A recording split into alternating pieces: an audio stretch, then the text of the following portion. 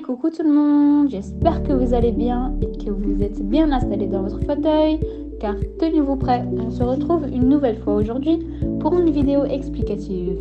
Je vais essayer de vous développer aujourd'hui toute la péripétie qui se cache derrière la question « Qu'est-ce que le marché des capitaux et comment fonctionne-t-il ?» Pour répondre à cette question, je ne m'attarderai bien évidemment sur le concept du marché des capitaux, mais je vais également faire quelques liens de ce concept aussi, afin que vous compreniez l'objectif et ses conséquences. Le marché des capitaux, c'est un marché où il y a un ensemble de liens économiques et de mécanismes où les investisseurs entrent en contact avec ceux qui ont besoin d'investissement. Ils échangent de l'argent à travers des titres ou des instruments financiers. Et c'est grâce à cela que le capital disponible puisse atteindre ceux qui en ont besoin afin de développer leur activité. C'est le marché des investissements à long terme, ce qui veut dire tout simplement que les investissements qui bloquent le capital pour plusieurs années. Les plus connues et les plus courantes sont les marchés boursiers, les marchés obligatoires et les marchés d'échange.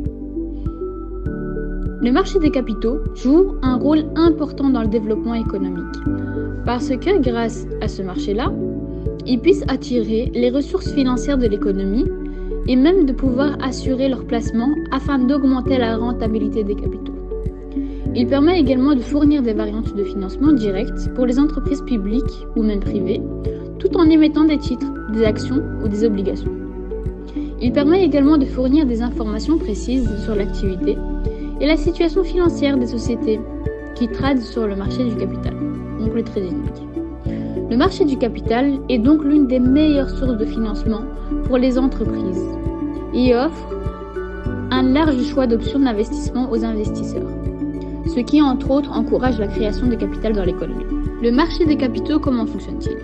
Tout d'abord, les entreprises utilisent le marché du capital pour attirer des fonds et financer leur activité économique. Dans un premier temps, lorsqu'ils sont lancés en bourse, et ensuite, lorsqu'ils souhaitent vendre de nouvelles actions ou lorsqu'ils émettent des obligations.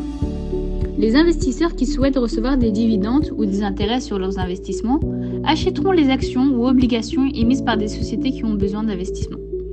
Si à un moment donné l'investisseur ne veut plus détenir les actions, il peut les vendre à un tiers investisseur via la bourse au prix actuel du marché. Si la société a des liquidités excédentaires et souhaite racheter ses actions, elle peut également le faire.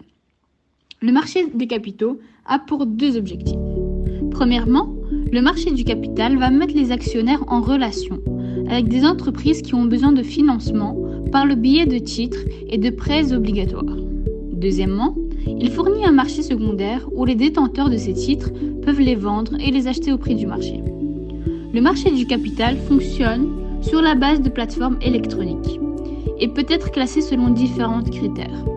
Le marché des capitaux fonctionne sur les plateformes électroniques et est composé de marchés primaires et secondaires. Sur le marché primaire, on va vendre des titres qui sont déposés pour la première fois.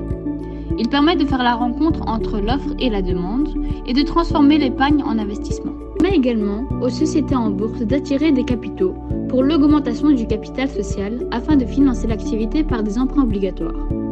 Le marché secondaire des capitaux est celui où la plupart des investissements sur le marché des capitaux et les opérations sur titres qui ont été déposées précédemment. Le rôle principal du marché secondaire est d'assurer la mobilité des fonds et des liquidités pour permettre aux investisseurs de modifier la structure de leur portefeuille quand ils le souhaitent. Et il sert au bon fonctionnement du marché primaire. Les principaux acteurs du marché du capital sont les sociétés. Les sociétés émettent des titres, des émetteurs, des investisseurs sur le marché des capitaux et intermédiaires. Les émetteurs des titres, eux, sont des sociétés privées cotées en bourse, des autorités et des institutions étatiques qui ont besoin de ressources pour financer leur activité ou augmenter leur capital social ou à d'autres fins. Les intermédiaires sont ceux qui font le lien entre les investisseurs et les émetteurs de titres. Généralement, ce sont des sociétés de services d'investissement financier. Ils peuvent être courtiers sur le marché du capital, courtiers en valeurs mobilières sur le marché des capitaux, traders d'investissement sur le marché du capital. Et les investisseurs sur le marché des capitaux peuvent être des personnes physiques ou morales, des investisseurs individuels et institutionnels. Pour ma part, je suis fortement mitigée. Je trouve qu'il y a autant des avantages et autant des inconvénients sur le marché des capitaux. Je vais d'abord m'expliquer par rapport aux inconvénients. Or, il y a un temps significatif à y consacrer. il faut également rendre des comptes aux autres actionnaires. Heureusement, des intérêts et des attentes peuvent avoir lieu entre l'entreprise, l'entrepreneur et les investisseurs, qui peuvent malheureusement par moments rendre la communication et la collaboration difficiles. Également avoir un horizon de temps différent. C'est-à-dire tout simplement qu'en fait, un fonds institutionnel dure en général 10 ans. Les investisseurs, eux, ont tendance à être dans une logique plus courte, à plus court terme en tout cas que l'entrepreneur. Tâche que je vois surtout au niveau des marchés des capitaux, c'est par rapport à la rentabilité qui est surtout à long terme.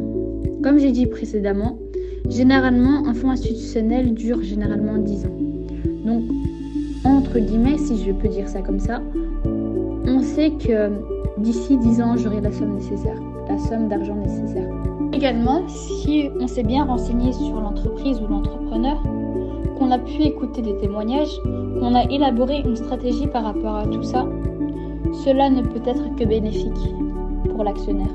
En guise de conclusion, je peux dire que les marchés de capitaux établissent un lien entre les agents économiques qui possèdent un excédent de capitaux et ceux qui ont des besoins de financement.